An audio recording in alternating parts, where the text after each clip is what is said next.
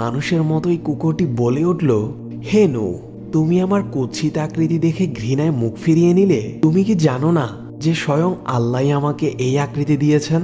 কুকুরের মুখে এসব কথা শুনে নূহ আলাইহিসসালাতু ওয়াসসালামের অন্তরে আল্লাহর ভয় জাগ্রত হয়ে গেল। অনুশোচনায় তিনি অস্থির হয়ে পড়লেন, এমনকি মাটিতে গড়াগড়ি দিয়ে কাঁদতে লাগলেন। তিনি কেঁদে কেঁদে আল্লাহর কাছে ক্ষমা প্রার্থনা করলেন, হে প্রভু, আমায় ক্ষমা করে দাও, না বুঝে আমি তোমার সৃষ্টিকে নিয়ে ঠাট্টা করেছি। আল্লাহুম্মা গফিরলি।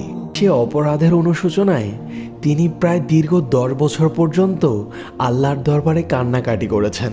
তিনি এত বেশি কাঁদতেন যে চোখের পানি পড়ে পড়ে তার চিবুকের নিচে দাগ পড়ে গিয়েছিল। লোকজন এই অবস্থা দেখেই তাকে নূহ বলে ডাকতে শুরু করলেন।